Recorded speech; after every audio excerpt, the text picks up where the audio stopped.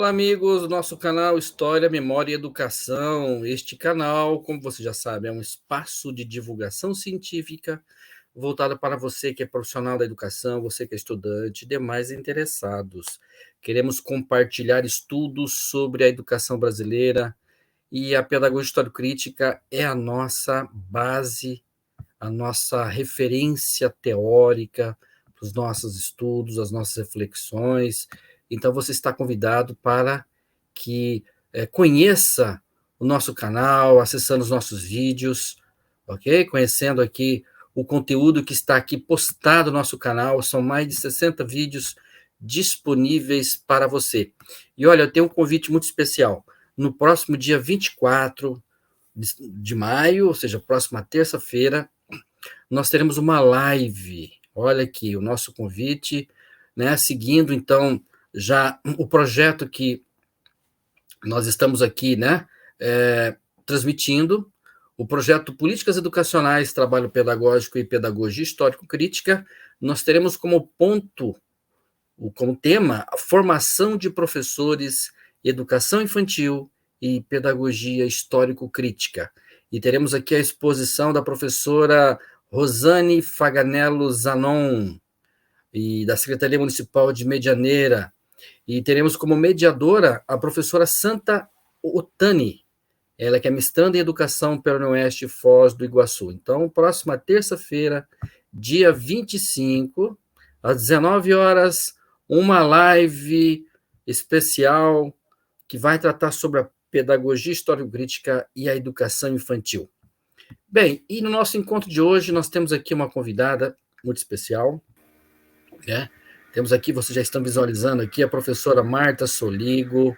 Professora Marta, hoje o nosso tema, mobilização dos professores em tempos neoliberais.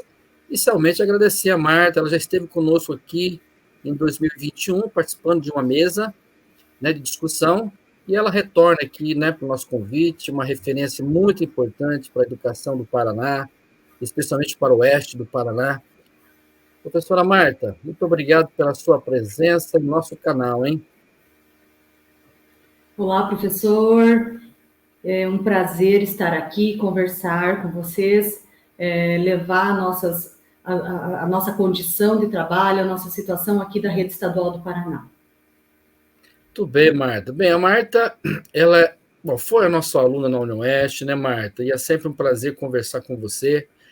Atualmente ela é professora de História da Rede Estadual de Ensino do Paraná desde 2003 e tem especialização em História da Educação e atualmente ela é presidenta da APP Sindicato Núcleo Sindical de Cascavel. Bem, o nosso tema é da maior relevância, né, Marta? Nós estamos num cenário, eu diria, do mais desafiador, né? Vivemos tempos de ataques à escola pública, da precarização do trabalho docente, tempos neoliberais, eu diria ultraliberais, né? Ultra neoliberais, de ataque frontal à escola pública, ao trabalho do professor, a privatização dos serviços públicos, né? A universidade pública, aos cortes nos gastos públicos, salário do professor, ameaças e riscos, inclusive, de aposentadoria, mercantilização da educação, né? E precarização do trabalho, dos trabalhadores da educação, né? Professores, funcionários das escolas, enfim, ataques ao próprio trabalho dos sindicatos, né, Marta?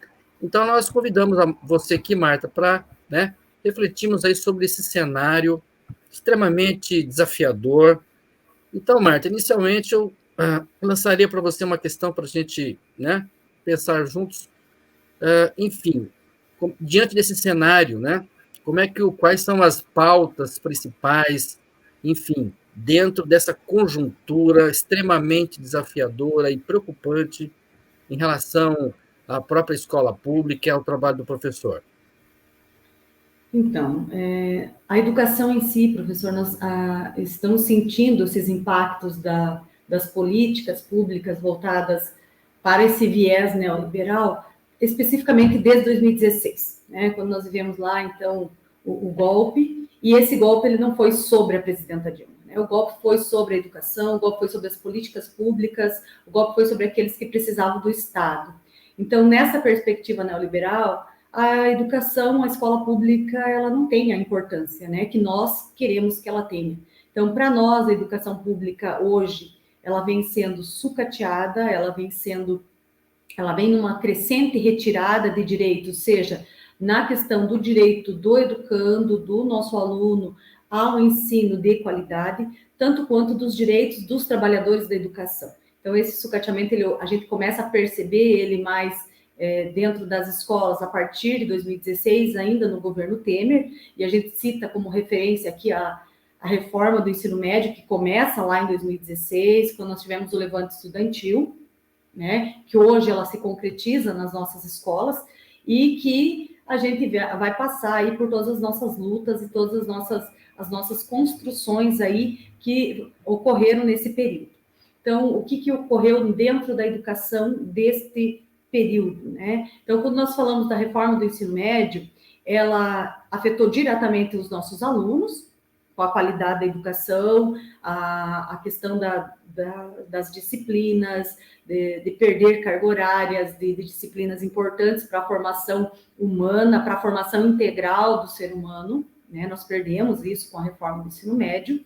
E aí vai também, nesse mesmo viés, a questão dos direitos, inclusive sobre carga horária de trabalho dos profissionais, vai sobre a questão de direitos primordiais que nós sempre primamos dentro da nossa carreira, do nosso trabalho, a questão das nossas promoções, progressões, a questão das nossas, os quinquênios, os anuênios, as terceirizações que vêm ocorrendo dentro das escolas, né?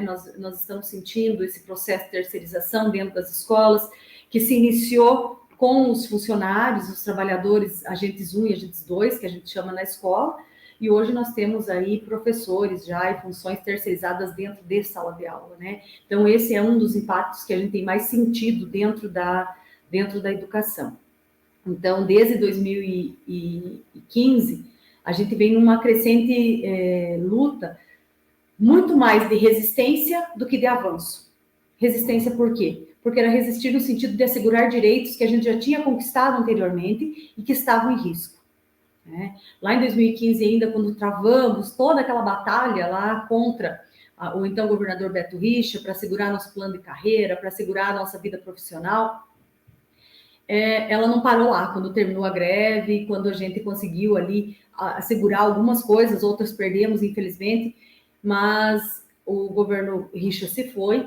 Nós tivemos o advento do governo Ratinho, que se tornou ainda aí, ele fragmentou toda aquela luta que nós fizemos em 2015, em projetos, né? E aí se aproveitando numa crescente de perseguição que vinha e que vem ocorrendo ainda hoje a gente percebe que diminuiu um pouco essa perseguição aos sindicatos, a luta em toda, mas houve no período de 2018 para cá, nós vivenciamos um período em que a luta sindical foi praticamente criminalizada, né? Então, nós resistimos dentro dos sindicatos pela manutenção desses direitos que nós temos até hoje, organizando, principalmente aqui no estado do Paraná. A APP Sindicato, ela é uma entidade que este ano completou 75 anos e nós comemoramos isso com muita festa, porque é uma entidade que resiste, né, que ela se inicia num período que o Brasil, lá em 1947, um período difícil, né? Depois ela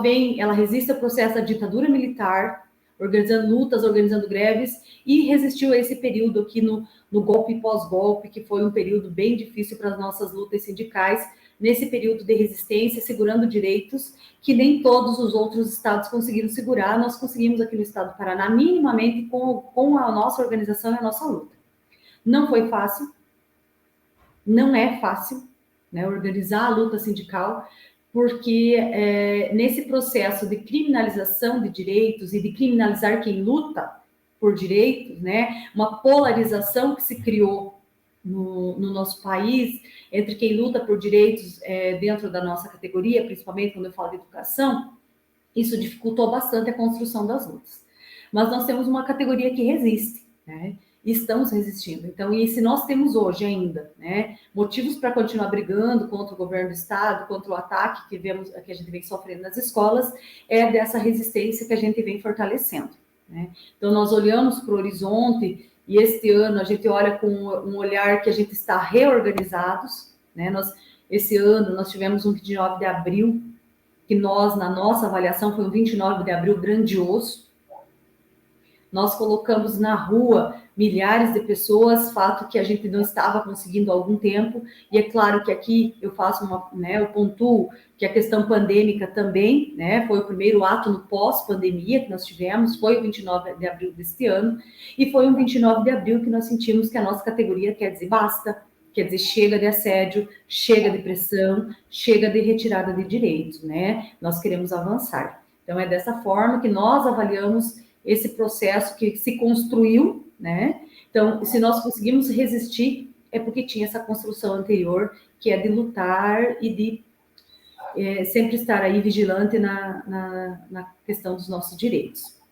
Claro que tem coisas que fogem do nosso controle, como é o exemplo das políticas neoliberais, principalmente aqui no estado do Paraná, né? Nós temos hoje um secretário de educação que ele vem do meio empresarial, então ele traz para a educação do Estado do Paraná as metas, toda a linguagem empresarial que se reflete lá no trabalho, no dia a dia em sala de aula, né? Então, nós temos tido, sim, que organizar a nossa luta por direitos, ao mesmo tempo que nós organizamos a nossa luta também para que o nosso estudante da escola pública tenha acesso a uma escola pública com qualidade, né? Que não adianta estar dentro da escola pública. Nós queremos que esses alunos tenham uma formação integral, que saiam de dentro da escola realmente prontos para enfrentar aí a sociedade que está posta. Muito bem, Marta. Bem, como você muito bem colocou, nós estamos nesse cenário neoliberal. Na verdade, assim, desde os anos 90, ou seja, desde a década de 1990, que essas políticas neoliberais elas vêm, vamos dizer assim, promovendo um desmonte na educação pública no Brasil. E nós assistimos, né, Marta, um processo aí sistemático de perda dos direitos conquistados ao longo dos anos 80, 90. Nós estamos aí, né, atuando como professor há um bom tempo e nós estamos assistindo exatamente né, esse retrocesso no campo dos direitos sociais e mais particularmente no campo da educação. E nós sabemos que essas políticas neoliberais que você pontuou, elas refletem diretamente também no trabalho docente, né? No trabalho do professor em sala de aula. Então, você como, né, na condição de presidenta da PP, como é que você vem observando, quer dizer, a condição do trabalho do professor hoje em sala de aula, a precarização em que vem se dando no trabalho docente nas escolas públicas do Paraná, enfim, na sua atuação como líder sindical? Então, a educação do Paraná hoje, ela está totalmente voltada para esse meio empresarial, como eu já havia comentado, né? Foi instalado dentro das escolas uma plataformização da educação. O que isso quer dizer? Quer dizer que nós, professores, perdemos, né, a autonomia docente, aquela liberdade de cátedra que a gente sempre né, está posta em risco. E é contra isso hoje que nós lutamos e estamos organizando as nossas lutas, né? Então, essa plataformização da educação, ele coloca lá, e é claro que antes de mais nada, eu quero dizer que nós não somos contra as tecnologias, muito pelo contrário, nós somos contra a escravização que as tecnologias estão colocando hoje em sala de aula e a retirada da autonomia do professor. Não que a tecnologia não seja uma aliada nossa, ela é, e muito, né? E nós queremos ter a tecnologia na escola, mas nós queremos ela junto conosco como uma ferramenta de trabalho e de aprendizagem e não de opressão como vem sendo. Então, nós hoje dentro da escola, por exemplo, se o professor não fez a chamada no RCO, em minutos após o término da aula, a pedagoga, o diretor ou a tutora, porque hoje nós temos as tutorias, né? O governo ele criou cargos, ele criou funções dentro do Estado, a tutora, a embaixadora, que são pessoas que são encarregadas especificamente de vigiar a educação, de vigiar se o professor fez a chamada, de vigiar se o professor de língua portuguesa entrou uma vez por semana na plataforma da Redação Paraná e digitou lá a sua redação, sem nenhuma preocupação se aquele aluno teve um pensamento crítico, se ele teve uma leitura anterior. Então, os eixos da língua portuguesa, a leitura, a oralidade, a escrita, ficam em segundo plano, porque o importante é digitar na plataforma para que o governo tenha acesso a esses dados, até porque são plataformas caríssimas para o Estado do Paraná, né? Inclusive, isso é o que a gente vem questionando, quanto tem custado isso para o Estado do Paraná? O professor de língua inglesa, da mesma forma, o cursinho de inglês que o Estado do Paraná comprou através de uma plataforma, que os professores de língua inglesa têm sido obrigados a utilizar, eles colocam uma linguagem empresarial, que não é o inglês da língua franca, que a gente chama, né, que a gente trabalharia nas nossas escolas, isso não existe. Então, tem que trabalhar essa linguagem empresarial com os nossos estudantes de sexto, sétimo, que estão lá em 10 anos já, tendo que ter acesso a essas plataformas, e o professor sem autonomia nenhuma, porque a cobrança é muito grande. Então, o professor é vigiado o tempo todo, né? Tem um sistema chamado Power BI, que ele monitora quantas vezes o professor entrou, quantos alunos digitaram, quantos minutos ficaram em cada uma dessas plataformas, inviabilizando totalmente a interação, a atividade. E o professor, o que ele acaba sendo? Um monitor de tecnologias, porque o professor em sala de aula acaba indo ligar a plataforma, ensinar o aluno a digitar, muitas vezes que lá no sexto, sétimo ano, ensino fundamental, eles não têm ainda esse domínio, aí o professor acaba ensinando eles coisas técnicas, e o que seria da leitura, da escrita, da aprendizagem em si, fica em segundo plano. Assim como da matemática, tem uma plataforma também, o tal do Matific, e assim por diante. Então, a gente chama de appificação, que não tem a ver com app sindicato, é do aplicativos mesmo, dentro das salas de aula, né, que colocam a tecnologia em primeiro plano, sem que se forneça a tecnologia para as escolas, né? Porque nem praticamente... digamos assim, que as escolas não estão preparadas para o uso dessas tecnologias, porque elas não têm os mecanismos, né? Não tem computadores suficientes, não tem tablets suficientes. Na hora da conversação em inglês, lá no aplicativo, o aluno não tem o fone de ouvido adequado, e aí todos falando ao mesmo tempo na mesma sala. Então, assim, não tem condição estrutural nas escolas para o uso dessas tecnologias. Então, algumas escolas têm se virado, a PMF vai lá e compra uma internet, tenta comprar alguns fones de ouvido, mas não é essa a função. A função de fornecer a condição de trabalho é do Estado. E o Estado não vem cumprindo. O Estado cumpre com a função de cobrar e não de enviar para as escolas esse material que seria o material primordial para o trabalho em sala de aula, né?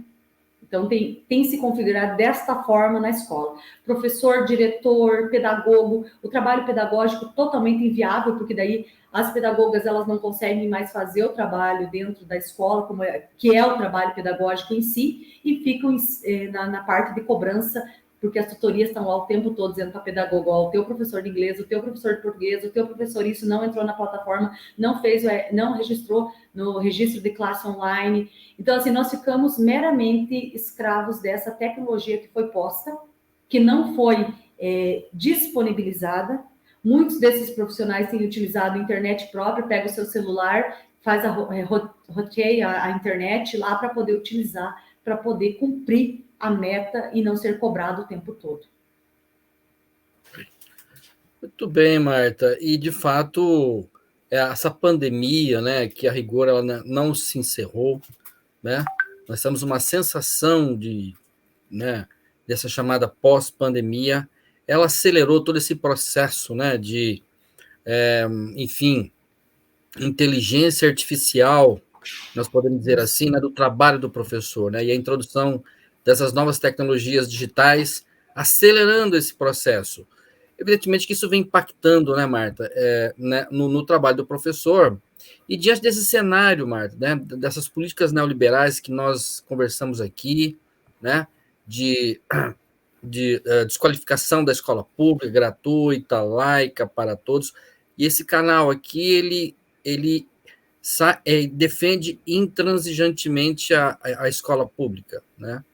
A escola pública gratuita para todos. E diante desse cenário, Marta, quais as lutas que você considera como necessárias, né, diante desse momento histórico em que nós estamos vivendo, as lutas dos professores, né, a luta sindical, nesse cenário de 2022 que nós estamos vivenciando?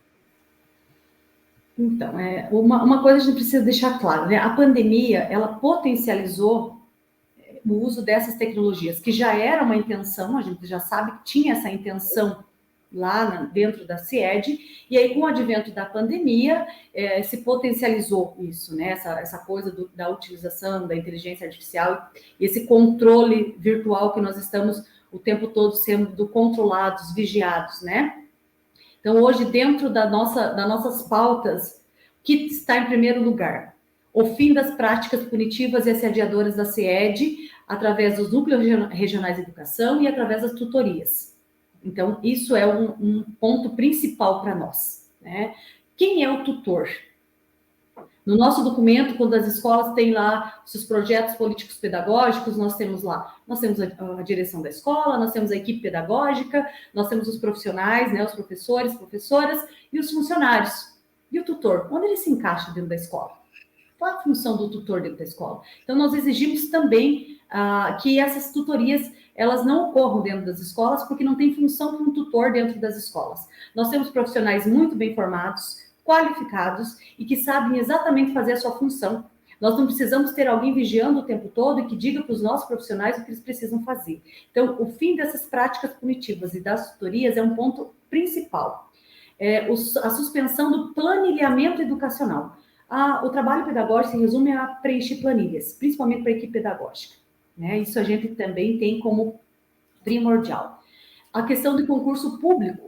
Nós precisamos de concurso público para que se substituam esses profissionais que estão entrando em licença. O adoecimento na nossa categoria está, assim, exagerado, é um nível altíssimo de pessoas que estão adoecendo, estão se afastando da escola, seja qual seja a função que ele esteja fazendo, porque a escola tem sido um ambiente adoecedor, né? A pressão, a punição vem adoecendo os nossos profissionais. Então, a gente precisa parar com isso, barrar tudo isso, e a gente precisa pôr profissionais concursados dentro das escolas. Essa terceirização que a CIED colocou, tanto para os agentes 1 e agente 2, porque na concepção das empresas terceirizadas que atendem as escolas, a escola é um lugar simples. Vai uma equipe, limpa a escola e pronto. Mas nós sabemos que o trabalho do funcionário de escola, ele vai muito além do que digitar um documento, seja dos agentes 2, né, fazer a parte administrativa da escola, ou dos funcionários da limpeza, que é simplesmente limpar ou fazer a merenda para os nossos estudantes. Os nossos agentes, nós não tratamos eles, nós tratamos como meros funcionários que vão lá e limpam a escola ou que fazem... Eles são educadores. Eles estão dentro do ambiente escolar, atuam junto com os nossos educandos, ao mesmo tempo que os professores, e precisam ser respeitados como educadores. Então, nós exigimos que tenha concurso público, que tenha carreira, que esses profissionais tenham condições dignas de trabalho, né? O concurso público, então, é também uma de nossas pautas. Uma pauta que também é muito importante para nós é a retomada da hora-atividade, que foi usurpada lá em 2017, ainda no governo Richa, e que a gente vem lutando desde então para que se retome os 33% de hora-atividade, assim como a jornada em hora-aula para os professores da educação especial e os professores pedagogos, que hoje estão fazendo a jornada em hora-relógio, e isso tem dificultado bastante e ampliado essa questão do adoecimento dentro das escolas, porque a sobrecarga de trabalho acaba, né, adoecendo. A questão que também para nós é muito importante é a questão da formação. Nós estamos aqui falando num canal que está vinculado a uma universidade pública renomada e que fornece profissionais para trabalhar na rede pública. Por que é que as universidades públicas não podem fazer a formação continuada desses profissionais? Então, nós exigimos formação com as universidades públicas e que essas formações estejam ligadas ao nosso trabalho, que não sejam vinculadas a esse quadro de controle que a CIED vem fazendo, como vem ocorrendo dentro das escolas. São formações online que vêm para potencializar essa cobrança e esse assédio. Então, nós queremos retomar, como já tivemos brilhantemente no estado do Paraná, parcerias de formação com as universidades públicas, né? A revogação da lei da terceirização, como eu já falei, e assim o maior absurdo de todos foi a tal da pesquisa do professor Diamante, não sei se vocês acabaram percebendo, mas seria a premiação de profissionais através de uma pesquisa com estudantes, como se isso fosse a única forma de você reconhecer o trabalho de um profissional da educação. Então, basicamente, essa é a nossa pauta geral, e aí a questão dos direitos, né, que é a nossa carreira. Daí vem ali quinquênios, anuênios, promoção, progressão, a nossa database, porque nós somos profissionais da educação, somos qualificados, temos uma formação e exigimos essa valorização também, né? Queremos a nossa database, até porque o contexto social que estamos vivendo aí hoje nos coloca também numa situação difícil aí há 6 anos, sem a reposição da inflação, contudo, nas alturas, né? Então, nós queremos dizer que nós queremos voltar a ter autonomia dentro das escolas, nós queremos fazer o nosso trabalho como sabemos fazer e com qualidade. É isso que a gente quer, é isso que a gente luta e é para isso que a gente organiza as nossas mobilizações. Muito bem, professora Marta. De fato, você destacou aí pontos cruciais nessa luta. É uma luta, eu diria, muito desafiadora, né? Um cenário muito negativo em relação à escola pública, mas que é preciso enfrentar. E eu acho que algumas das lutas que você pontuou aí a serem travadas pelo conjunto dos professores, né? E eu diria que é uma luta comum desde a educação infantil até a pós-graduação, né? No setor público. As universidades também estão nesse contexto, evidentemente, de valorização, de enfrentamento desse cenário neoliberal que vem atingindo diretamente a escola pública no Brasil e, claro, no estado do Paraná. Marta, eu queria muito agradecer a sua presença, né, as suas contribuições no nosso canal, e você levantou pontos extremamente relevantes, e vamos levar, então, o conhecimento dos professores, esse nosso vídeo, vamos divulgar, vamos, né, ampliar ao máximo essa divulgação dessa nossa conversa, e esse canal continua aberto, tá bom? Assim que necessário, nós estamos aqui disponíveis para luta sindical também, porque esse canal ele está compromissado em defesa da escola pública gratuita para todos, viu, Marta? Muito obrigado, hein, Marta, pela presença. Obrigada, professora. Eu que agradeço a oportunidade de contribuir com esse canal tão importante. Como foi dito aí, eu fui aluna da UniOeste, sinto na obrigação de contribuir aí um pouquinho com a universidade pública também, que faz parte aí da minha formação e da formação de todos os profissionais aí da educação que nós temos. Queremos continuar contando com a universidade pública. A nossa luta é essa, a defesa da educação pública, gratuita, de qualidade, para todos e todas. Muito obrigado, Marta, pela sua participação. E olha, nós reforçamos aqui o convite para que você esteja conosco na próxima terça-feira, né? Em que teremos uma live muito especial, né?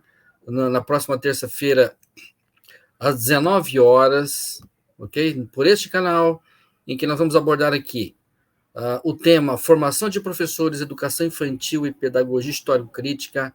Próximo dia 24, terça-feira, 19h30, por este canal aqui, com a exposição da professora Rosane Faganello Zanon e mediação da professora Santa Ottoni. E estamos aqui junto com um projeto com a professora Júlia Malanchem, projeto de extensão Políticas Educacionais, Trabalho Pedagógico e Pedagogia Histórico-Crítica. Queremos agradecer a você por esse prestígio, divulgue nossos vídeos, inscreva-se em nosso canal e nos ajude a divulgar, ok? Você não se inscreveu ainda? Inscreva-se, divulgue nosso canal, divulgue nossos vídeos e no sentido de nós crescermos ainda mais esse espaço, que é um espaço de divulgação científica, de valorização da escola pública. Um grande abraço e até a próxima terça-feira.